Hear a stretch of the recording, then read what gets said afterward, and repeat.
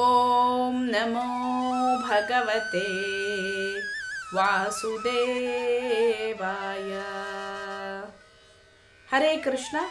ನಾವೀಗ ಶ್ರೀಮದ್ ಭಾಗವತದಲ್ಲಿ 1ನೇ ಸ್ಕಂದದ 16ನೇ ಅಧ್ಯಾಯದಲ್ಲಿದ್ದೇವೆ. ಈ ಅಧ್ಯಾಯದಲ್ಲಿ ನಾವು ಎತ್ತಿನ ರೂಪದಲ್ಲಿರುವಂತಹ ಧರ್ಮ ಹಸುವಿನ ರೂಪದಲ್ಲಿರುವಂತಹ ಭೂತಾಯಿಯನ್ನು ಪ್ರಶ್ನೆ ಕೇಳುತ್ತಾ ಇದ್ದಾನೆ. ಅನೇಕ ಕಲಿಯುಗಕ್ಕೆ ಸಂಬಂಧಿಸಿದಂತಹ ಲಕ್ಷಣಗಳಿರುವಂತಹ ಪ್ರಶ್ನೆಗಳನ್ನು ಧರ್ಮ ಭೂತಾಯಿಯನ್ನು ಕೇಳ್ತಾ ಇದ್ದಾನೆ. ಇವತ್ತಿನ ಶ್ರೀಮದ್ ಭಾಗವತದ ಶ್ಲೋಕಗಳು 1ನೇ ಸ್ಕಂದದ 16ನೇ ಅಧ್ಯಾಯದ 22ನೇ ಶ್ಲೋಕ. ಮೊದಲಿಗೆ ಕಿಂ ಕ್ಷತ್ರಬಂಧೂನ್ ಕಲಿನೋಪಸೃಷ್ಟಾನ್ ರಾಷ್ಟ್ರಾಣಿ ವಾ ತೈರವರೋಪಿತಾನಿ ಇತಸ್ತತೋ ವಾಶನಪಾನವಾಸಃ ಸ್ನಾನವ್ಯವಾಯೋನ್ಮುಖ ಜೀವಲೋಕಂ. ಕಲಿಯುಗದ ಪ್ರಭಾವದಿಂದಾಗಿ ಆಡಳಿತಾಧಿಕಾರಿಗಳು ಎನಿಸಿಕೊಂಡವರು ವ್ಯಗ್ರರಾಗಿರುತ್ತಾರೆ ಹಾಗೂ ಅವರು ರಾಜ್ಯದ ಎಲ್ಲ ವ್ಯವಹಾರಗಳನ್ನು ಅವ್ಯವಸ್ಥೆಗೊಳಿಸುತ್ತಾರೆ. ಈ ಅವ್ಯವಸ್ಥೆಗಾಗಿ ಈಗ ನೀನು ದುಃಖಿಸುತ್ತಿರುವೆಯಾ? ಈಗ ಜನಸಾಮಾನ್ಯರು ಆಹಾರ, ನಿದ್ರೆ, ಪಾನ, ಮೈಥುನ ಇತ್ಯಾದಿಗಳಲ್ಲಿ ಯಾವುದೇ ನೀತಿ ನಿಯಮಗಳನ್ನು ಅನುಸರಿಸುತ್ತಿಲ್ಲ. ಅವರು ಅಂತಹ ಕೆಲಸವನ್ನು ಎಲ್ಲಿ ಬೇಕಾದರೂ ಮಾಡಲು ಸಿದ್ಧರಿದ್ದಾರೆ. ಇದರಿಂದಾಗಿ ನಿನಗೆ ಅಸಮಾಧಾನವಾಗಿದೆಯೇ? ಈ ರೀತಿಯಾಗಿ ಎತ್ತಿನ ರೂಪದಲ್ಲಿದ್ದಂತಹ ಯಮಧರ್ಮ ಭೂತಾಯಿಯನ್ನು ಕೇಳ್ತಾ ಇದ್ದಾನೆ. ಈ ಶ್ಲೋಕಕ್ಕೆ ಭಾವಾರ್ಥವನ್ನು ನೋಡೋಣ. ಕೆಳವರ್ಗದ ಪ್ರಾಣಿಗಳ ಮಟ್ಟಕ್ಕೆ ಸಮಾನವಾದ ಕೆಲವು ಜೀವನಾವಶ್ಯಕತೆಗಳಿವೆ. ಅವುಗಳೆಂದರೆ ಆಹಾರ, ನಿದ್ರೆ, ಭಯ, ಮೈಥುನ. ಈ ದೈಹಿಕ ಬೇಡಿಕೆಗಳು ಮಾನವ ಜೀವಿಗಳಿಗೆ ಮತ್ತು ಪ್ರಾಣಿಗಳಿಗೆ ಇಬ್ಬರಿಗೂ ಇರುವಂತಹವು. ಆದರೆ ಮಾನವ ಜೀವಿ ಇಂತಹ ಬಯಕೆಗಳನ್ನು ಪ್ರಾಣಿಗಳಂತೆ ಪೂರೈಸಿಕೊಳ್ಳಕೂಡದು. ಬದಲಾಗಿ ಮಾನವ ಜೀವಿಯಂತೆ ನಡೆದುಕೊಳ್ಳಬೇಕು. ಮಾನವ ಜೀವಿಗೆ ತಮ್ಮ ಸಾಮಾನ್ಯ ಬಯಕೆಗಳನ್ನು ಪೂರೈಸಿಕೊಳ್ಳಲು ಸಹ ಕೆಲವು ವಿಧಿ ನಿಯಮಗಳಿವೆ. ಆದರೆ ಕಲಿಯುಗದ ಪ್ರಭಾವದಿಂದಾಗಿ ವ್ಯಗ್ರವಾದ ಮಾನವ ಸಮಾಜವು ಇಂತಹ ವಿಧಿ ನಿಯಮಗಳನ್ನು ಕಡೆಗಣಿಸುತ್ತದೆ. ಈ ಯುಗದಲ್ಲಿ ಜನರು ವಿಧಿ ನಿಯಮಗಳನ್ನು ಅನುಸರಿಸದೆ ಅಂತಹ ಜೀವನದ ಅಗತ್ಯಗಳಲ್ಲಿ ತೊಡಗುತ್ತಾರೆ. ಈ ಬಗೆಯ ಸಾಮಾಜಿಕ ಮತ್ತು ನೈತಿಕ ನಿಯಮಗಳ ಅಧಪತನವು ಖಂಡಿತವಾಗಿಯೂ ಶೋಚನೀಯವಾದುದು. ಏಕೆಂದರೆ ಇಂತಹ ಪಶು ವರ್ತನೆಯು ಹಾನಿಕರವಾದ ಪರಿಣಾಮವನ್ನು ಉಂಟು ಮಾಡುತ್ತದೆ. ಈ ಯುಗದಲ್ಲಿ ತಂದೆ ತಾಯಿಗಳು ಮತ್ತು ಪೋಷಕರು ತಮ್ಮ ಮಕ್ಕಳ ನಡವಳಿಕೆಯಿಂದ ಸಂತೋಷವಾಗಿರುವುದಿಲ್ಲ. ಕಲಿಯುಗದ ಪ್ರಭಾವದಿಂದಾಗಿ ಅನೇಕ ಮುಗ್ಧ ಮಕ್ಕಳು ಕೆಟ್ಟ ಸಹವಾಸಕ್ಕೆ ಬಲಿಯಾಗುತ್ತಾರೆ ಎಂಬುದನ್ನು ಅವರು ತಿಳಿದಿರಬೇಕು. ಬ್ರಾಹ್ಮಣನೊಬ್ಬನ ಮುಗ್ಧ ಮಗನಾದ ಅಜಾಮಿಳನು ದಾರಿಯಲ್ಲಿ ನಡೆದು ಹೋಗುತ್ತಿದ್ದಾಗ ಶೂದ್ರ ದಂಪತಿಗಳ ಅಸಭ್ಯ ವರ್ತನೆ ನೋಡಿದನೆಂಬುದನ್ನು ಶ್ರೀಮದ್ ಭಾಗವತದಲ್ಲಿ ನಾವು ಕಾಣುತ್ತೇವೆ. ಇದು ಆ ಹುಡುಗನನ್ನು ಆಕರ್ಷಿಸಿತು. ಅನಂತರ ಆ ಹುಡುಗ ನಾನಾ ಬಗೆಯ ವ್ಯಭಿಚಾರಕ್ಕೆ ಬಲಿಯಾದನು. ಶುದ್ಧ ಬ್ರಾಹ್ಮಣತ್ವದಿಂದ ಆತ ಕೀಳು ಸ್ಥಿತಿಗೆ ಇಳಿದನು. ಈ ಎಲ್ಲವೂ ಕೆಟ್ಟ ಸಹವಾಸದ ಪರಿಣಾಮ.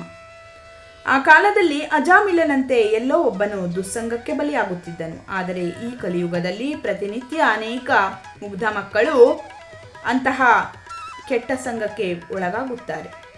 ಆಡಳಿತಗಾರರು ಎನಿಸಿಕೊಂಡವರು ಕ್ಷತ್ರಿಯ ವ್ಯವಹಾರದಲ್ಲಿ ತರಬೇತಿ ಹೊಂದಿರುವುದಿಲ್ಲ. ಬ್ರಾಹ್ಮಣರು ಜ್ಞಾನ ಮತ್ತು ಮಾರ್ಗದರ್ಶನಕ್ಕೆ ಉದ್ದೇಶಿತರಾದಂತೆ ಕ್ಷತ್ರಿಯರು ಆಡಳಿತಕ್ಕೆ ಉದ್ದೇಶಿತರಾದವರು. ಕ್ಷತ್ರಬಂಧುವೆಂಬ ಪದವು ಸರಿಯಾದ ಸಾಂಪ್ರದಾಯಿಕ ತರಬೇತಿ ಹಾಗೂ ಸಂಸ್ಕೃತಿ ಇಲ್ಲದೆ ಆಡಳಿತಾಧಿಕಾರಿಯ ಹುದ್ದೆಗೆ ಬಡ್ತಿ ಪಡೆದವನನ್ನು ಸೂಚಿಸುತ್ತದೆ. ಈಗಿನ ಕಾಲದಲ್ಲಿ ತಮ್ಮ ಜೀವನದಲ್ಲಿಯೇ ರೀತಿ ನಿಯಮಗಳು ಇಲ್ಲದಂತಹ ಜನರಿಂದ ಮತಗಳಿಸಿ ಕೆಲವರು ಅಂತಹ ಉನ್ನತ ಹುದ್ದೆಗೆ ಹೋಗುತ್ತಾರೆ. ತಮ್ಮ ಜೀವನದಲ್ಲಿಯೇ ಒಂದು ಮಟ್ಟವನ್ನು ಕಾಯ್ದುಕೊಳ್ಳದಿರುವಂತಹ ಜನಗಳು ಸರಿಯಾದ ವ್ಯಕ್ತಿಯನ್ನು ಹೇಗೆ ಆರಿಸಿಯಾರು? ಆದ್ದರಿಂದ ಕಲಿಯುಗದ ಪ್ರಭಾವದಿಂದಾಗಿ ರಾಜಕೀಯವಾಗಿ, ಸಾಮಾಜಿಕವಾಗಿ ಹಾಗೂ ಧಾರ್ಮಿಕವಾಗಿ ಎಲ್ಲ ಕ್ಷೇತ್ರಗಳು ತಲೆಕೆಳಗಾಗಿವೆ. ಈ ಎಲ್ಲವೂ ಸಾತ್ವಿಕನಾದವನಿಗೆ ವಿಷಾದವನ್ನು ಉಂಟು ಮಾಡುತ್ತದೆ. ಮುಂದಿನ ಶ್ಲೋಕ 23ನೆಯ ಶ್ಲೋಕ. ಯದ್ವಂಬತೆ ಭೂರಿ ಭರಾವತಾರ ಕೃತಾವತಾರಸ್ಯ ಪರೇರ್ಧರಿತ್ರಿ ಅಂತರ್ಹಿತಸ್ಯ ಸ್ಮರತಿ ವಿಸೃಷ್ಟಾ ಕರ್ಮಾಣಿ ನಿರ್ವಾಣ ವಿಲಂಬಿತಾನಿ. ಹೇ ಭೂಮಾತೆಯೇ, ದೇವೋತ್ತಮ ಪರಮಪುರುಷ ಹರಿಯು ನಿನ್ನ ಭಾರವಾದ ಹೊರೆಯನ್ನು ಇಳಿಸಲೋಸುಗವೇ ಸ್ವತಃ ಪ್ರಭು ಶ್ರೀಕೃಷ್ಣನಾಗಿ ಅವತರಿಸಿದನು. ಇಲ್ಲಿ ಆತನ ಎಲ್ಲ ಚಟುವಟಿಕೆಗಳು ಆಧ್ಯಾತ್ಮಿಕವಾದಂತಹವು. ಅವು ಬಿಡುಗಡೆಯ ಮಾರ್ಗವನ್ನ ಭದ್ರಗೊಳಿಸುತ್ತವೆ. ನೀನು ಈಗ ಆತನ ಸನ್ನಿಧಾನದಿಂದ ವಂಚಿತಳಾಗಿದ್ದೀಯೇ. ಬಹುಶಃ ಈಗ ನೀನು ಆ ಕಾರ್ಯಗಳನ್ನು ಕುರಿತು ಯೋಚಿಸಿ ಅವು ಇಲ್ಲದಿರುವುದರಿಂದ ನೋವು ಅನುಭವಿಸುತ್ತಿರುವೆ. ಭಗವಂತನ ಲೀಲಾಶ್ರವಣವು ಮೋಕ್ಷವನ್ನು ನೀಡುತ್ತದೆ, ಆದರೆ ಅದು ನಿರ್ವಾಣದಿಂದ ಅಥವಾ ಮೋಕ್ಷದಿಂದ ಸಿಗುವ ಸಂತೋಷಕ್ಕಿಂತ ಹೆಚ್ಚು ಅಸ್ವಾದ್ಯವಾದಂತಹದು. ಶ್ರೀಲ ಜೀವ ಗೋಸ್ವಾಮಿ ಮತ್ತು ಶ್ರೀಲ ವಿಶ್ವನಾಥ ಚಕ್ರವರ್ತಿ ಠಾಕೂರರ ಪ್ರಕಾರ ಇಲ್ಲಿ ಉಪಯೋಗಿಸಿದ ಪದವು ನಿರ್ವಾಣ ವಿಲಂಬಿತಾನಿ, ಅಂದರೆ ಬಿಡುಗಡೆಯ ಬೆಲೆಯನ್ನು ಕಡಿಮೆ ಮಾಡುವುದು ಎಂದು ಅರ್ಥ. ಬಿಡುಗಡೆ ಅಥವಾ ನಿರ್ವಾಣವನ್ನು ಪಡೆಯಲು ಒಬ್ಬ ಅನೇಕ ರೀತಿಯ ಕಠಿಣ ವ್ರತ ತಪಸ್ಸುಗಳನ್ನು ಮಾಡಬೇಕಾಗುತ್ತದೆ. ಆದರೆ ಭಗವಂತ ಎಂತಹ ಕರುಣಾಮಯಿ ಎಂದರೆ ಭೂಮಿಯ ಭಾರವನ್ನು ಕಡಿಮೆ ಮಾಡಲು ಸ್ವತಃ ಅವತರಿಸುತ್ತಾನೆ. ದೇವನ ಅಂತಹ ಲೀಲೆಗಳ ಸ್ಮರಣ ಮಾತ್ರದಿಂದಲೇ ಒಬ್ಬ ನಿರ್ವಾಣ ಸುಖವನ್ನು ಸಹ ಕಡೆಗಣಿಸಿ ಸದಾ ಭಗವಂತನ ಪ್ರೇಮಮಯ ಸೇವೆಯಲ್ಲಿ ನಿರತನಾಗಲು, ಆತನ ಸಹವಾಸದಲ್ಲಿರಲು ದಿವ್ಯಧಾಮವನ್ನು ತಲುಪಬಹುದು. ಮುಂದಿನ ಶ್ಲೋಕ 24ನೆಯ ಶ್ಲೋಕ. ಇದಂ ಮಮ ಚಕ್ಷ್ಯತವಾಧಿಮೂಲಂ ವಸುಂಧರೆ ಯೇನ ವಿಕರ್ಷಿತಾಸಿ ಕಾಲೇನ ವಾತೆ ಬಲಿನಾಂ ಬಲೀಯಸ ಸುರಾರ್ಚಿತಂ ಕಿಂ ಹೃತಮಂಬ ಸೌಭಗಂ. ಹೇ ತಾಯಿ, ನೀನು ಎಲ್ಲ ಶ್ರೀಮಂತಿಗೆಯ ಆಗರ. ನಿನ್ನಂತಹವರು ಈ ದುರ್ಬಲ ಸ್ಥಿತಿಗೆ ಇಳಿದಿರುವುದಕ್ಕೆ ಮೂಲ ಕಾರಣವೇನು ಎಂಬುದನ್ನು ದಯವಿಟ್ಟು ನನಗೆ ತಿಳಿಸು.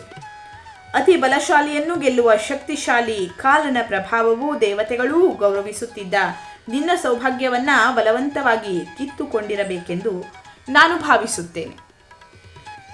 ಭಗವಂತನ ಅನುಗ್ರಹದಿಂದ ಪ್ರತಿಯೊಂದು ಗ್ರಹವು ಸಂಪೂರ್ಣ ಸುಸಜ್ಜಿತವಾಗಿ ಸೃಷ್ಟಿಯಾಗಿದೆ. ಈ ಭೂಮಿಯು ಇಲ್ಲಿನ ನಿವಾಸಿಗಳ ಅನುಕೂಲಕ್ಕಾಗಿ ಎಲ್ಲ ರೀತಿಯ ಐಶ್ವರ್ಯದೊಡನೆ ಸಂಪೂರ್ಣ ಸುಸಜ್ಜಿತವಾಗಿರುವುದಲ್ಲದೆ ಭಗವಂತನು ಈ ಭೂಮಿಯಲ್ಲಿ ಅವತರಿಸಿದಾಗ ಇಡೀ ಭೂಮಂಡಲವನ್ನು ಸ್ವರ್ಗದ ದೇವತೆಗಳೂ ಸಹ ವಾತ್ಸಲ್ಯದಿಂದ ಪೂಜಿಸುವ ಹಾಗೆ ಅದು ಸಕಲ ಐಶ್ವರ್ಯದೊಂದಿಗೆ ಸಮೃದ್ಧವಾಗಿದೆ. ಭಗವಂತನ ಇಚ್ಛೆಯಂತೆ ಇಡೀ ಭೂಮಿಯು ಒಂದೇ ಸಲ ಬದಲಾಗಿ ಬಿಡಬಹುದು. ಆತ ತನ್ನ ಇಚ್ಛೆಯಂತೆ ಏನು ಬೇಕಾದರೂ ಮಾಡಬಲ್ಲನು, ತೆಗೆಯಬಲ್ಲನು. ಆದ್ದರಿಂದ ಯಾರೂ ಸಹ ತನ್ನನ್ನು ಸ್ವಯಂಪೂರ್ಣನೆಂದು ಅಥವಾ ಭಗವಂತನಿಂದ ಸ್ವತಂತ್ರನೆಂದು ಭಾವಿಸಿಕೊಳ್ಳಬಾರದು. ಮುಂದಿನ ಶ್ಲೋಕ 25ನೆಯ ಶ್ಲೋಕ. ಧರಣ್ಯುವಾಚ ಭವಾನ್ ಹಿ ವೇದ ತತ್ಸರ್ವಂ ಯನ್ಮಾಂ ಧರ್ಮಾನುಪೃಚ್ಛಸಿ ಚತುರ್ಭಿರ್ವರ್ತಸೆ ಯೇನ ಪಾದೈರ್ಲೋಕ ಸುಖಾವಹೈಹಿ.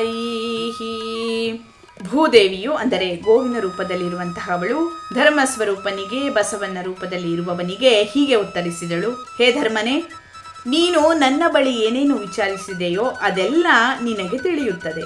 ನಿನ್ನೆಲ್ಲ ಪ್ರಶ್ನೆಗಳಿಗೆ ನಾನು ಉತ್ತರಿಸಲು ಪ್ರಯತ್ನಿಸುತ್ತೇನೆ. ಒಂದು ಕಾಲದಲ್ಲಿ ನೀನೂ ಸಹ 4 ಪಾದಗಳಲ್ಲಿ ನಿಂತು ದೇವರ ಕರುಣೆಯಿಂದ ಜಗತ್ತಿನೆಲ್ಲೆಡೆ ಸಂತೋಷವನ್ನ ವೃದ್ಧಿ ಮಾಡಿದ್ದೀಯೆ. ಧರ್ಮದ ತತ್ವಗಳು ಸ್ವಯಂ ಭಗವಂತನಿಂದಲೇ ರೂಪಿತವಾಗಿವೆ. ಅವುಗಳನ್ನು ಕಾರ್ಯರೂಪಕ್ಕೆ ತರುವವನು ಧರ್ಮರಾಜ ಅಥವಾ ಯಮರಾಜ. ಸತ್ಯಯುಗದಲ್ಲಿ ಆ ತತ್ವಗಳು ಸಂಪೂರ್ಣ ಕಾರ್ಯಗತವಾಗುತ್ತವೆ. ತ್ರೇತಾಯುಗದಲ್ಲಿ ಅವುಗಳ ಪ್ರಮಾಣದಲ್ಲಿ 1/4 ಭಾಗ ನಷ್ಟವಾಗುತ್ತದೆ. ದ್ವಾಪರ ಯುಗದಲ್ಲಿ ಅರ್ಧಕ್ಕಿಳಿಯುವ ಅವು ಕಲಿಯುಗದಲ್ಲಿ 1/4 ಭಾಗಕ್ಕೆ ಇಳಿದು ಅನಂತರ ಸಂಪೂರ್ಣ ಕ್ಷೀಣಿಸುತ್ತಾ ಶೂನ್ಯ ಸ್ಥಿತಿ ತಲುಪುತ್ತವೆ. ಆಗ ಸಂಪೂರ್ಣ ವಿನಾಶ, ಪ್ರಳಯ ಸಂಭವಿಸುತ್ತದೆ. ಜಗತ್ತಿನ ಸಂತೋಷವು ಧರ್ಮತತ್ವ ಪಾಲನೆಯ ಪ್ರಮಾಣಕ್ಕೆ ಅನುಗುಣವಾಗಿರುತ್ತವೆ. ಇದು ವೈಯಕ್ತಿಕವಾಗಿರಬಹುದು ಅಥವಾ ಸಾಮೂಹಿಕವಾಗಿರಬಹುದು. ನಿಜವಾದ ಶೌರ್ಯವೆಂದರೆ ಎಂತಹ ತೊಂದರೆಗಳ ನಡುವೆಯೂ ಧರ್ಮತತ್ವಗಳನ್ನು ಪಾಲಿಸುವುದು. ಇದರಿಂದ ಒಬ್ಬ ತನ್ನ ಜೀವಿತಾವಧಿಯಲ್ಲಿ ಸಂತೋಷವಾಗಿರಬಲ್ಲ ಮತ್ತು ಕಡೆಯಲ್ಲಿ ದೇವತ್ವಕ್ಕೆ ಹಿಂತಿರುಗಬಲ್ಲ. ಧನ್ಯವಾದಗಳು.